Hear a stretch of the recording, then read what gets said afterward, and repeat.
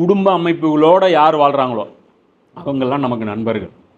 அவங்க இந்துக்கள், அதாவது இந்துக்கள் வந்து நமக்கு ரொம்ப நெருக்கமானவர்கள். நல்லா புரிஞ்சுக்கணும், இந்தியாவில் நமக்கு ரொம்ப ரொம்ப நெருக்கமானவர்கள் யாருன்னா இந்துக்கள், அதுவும் வேதங்களை பின்பற்றக்கூடிய இந்துக்கள்.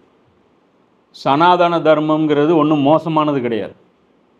ஜாகிர் நாயக் கூட ஒரு சில சனாதன தர்மத்தை சேர்ந்தவர்கள் பேசியிருப்பாங்க. அப்படியே குரானில் இருக்கக்கூடிய நிறைய விஷயங்கள் ஒற்று போகக்கூடிய விஷயம் இருக்கும். இவங்களுடைய அஜெண்டா வேறு, அதாவது அரசியல், சனாதன தர்மத்தை வச்சு அரசியல் பண்ணுற கூட்டம், கலவரங்களை தூண்ட கூட்டுறோம், அதெல்லாம் தனி. அதை அவங்களே விரும்புறதில்ல. புரியுதா? இன்றைக்கி வந்து இந்த கும்பலை, இன்றைக்கி வந்து எந்த கும்பலை வந்து யார் தெரியுமா இன்றைக்கி அதிகமாக வெறுக்கிறாங்க? சனாதனத்தை பின்பற்றக்கூடிய மக்கள் தான் அதிகமாக வெறுக்கிறாங்க.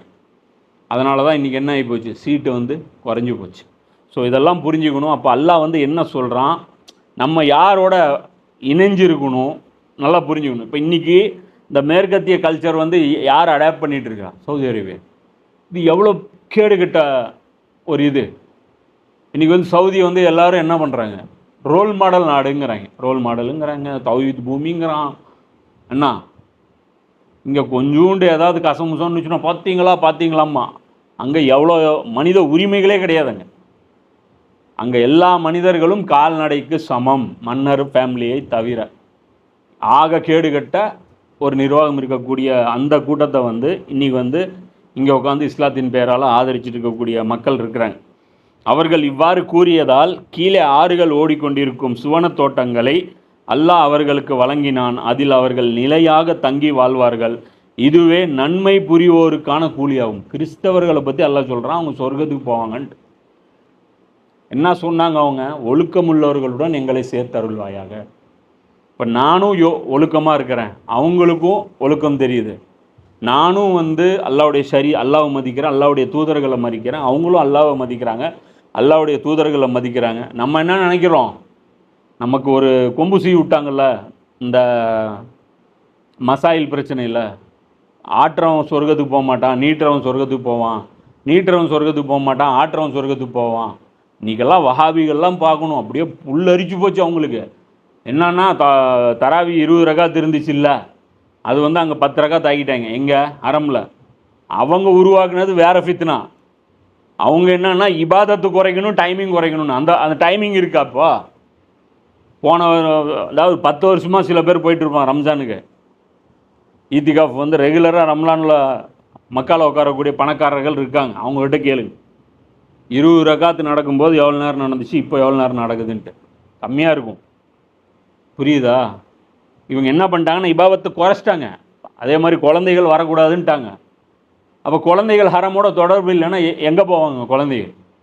அடுத்த ஜென்ரேஷன் மைண்டில் குழந்தை அப்பா கூட போனால் தானே ஒவ்வொன்றா கேட்பான். அவன் இது என்னப்பா, இது சஃபா, இது என்னப்பா மருவா, ஏன் இங்கேருந்து சுற்றுறோம், ரசூல்லா அப்படி சொன்னேன். அது என்னது ஒரு கூண்டு மாதிரி வச்சுருக்காங்க, அது மக்காம இப்ராஹிம். அதை யார் இப்ராஹிம்?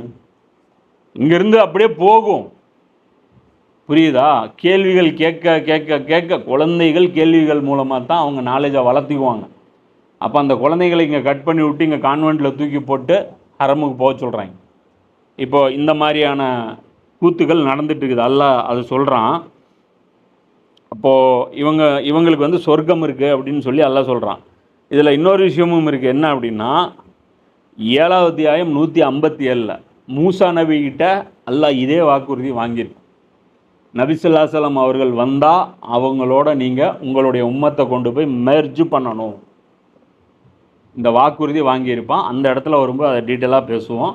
அதே தான் இவங்க சொல்கிறாங்க, நாங்கள் இதுக்காக தான் வெயிட் பண்ணிட்டுருந்தோம்.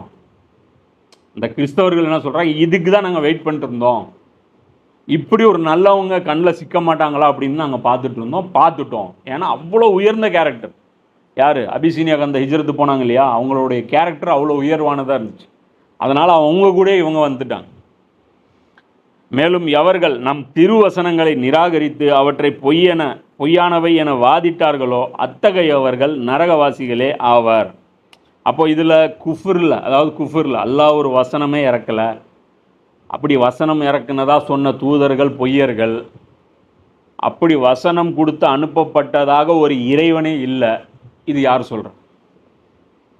நாத்தியர்கள் சொல்கிறாங்க. நீங்கள் ஹாலிவுட் படத்தில் இருக்கக்கூடிய முக்காவாசி ஹீரோ கிட்ட கேளுங்க, உங்களுக்கு அதாவது அந்த படத்தில் ஒரு டைலாக் வச்சுருப்பான், நீ கடவுளை நம்புறியா? இல்லை அப்படிமா. கமல் கூட சொல்லுவார் பாருங்க, நீ கடவுளை நம்புறியா? இருந்தால் நல்லா இருக்குன்னு தான் சொல்கிறேன். மீனிங்கு அதாவது இருந்தால் நல்லா இருக்குன்னு சொல்கிறேன். அப்போது அதுதான் அல்லாஹ் இங்கே சொல்கிறான். யார் வசனங்களை நிராகரித்து அவற்றை பொய்யானவை என வாதிட்டார்களோ அத்தகையோர் நரகவாசிகளே ஆவார்கள். அப்போது பைபிளில் ரசூல்லாவை பற்றி சொல்லப்பட்ட வசனங்களை நிராகரிக்கிற அவங்களும் நரகவாசிகள். புரியுதா?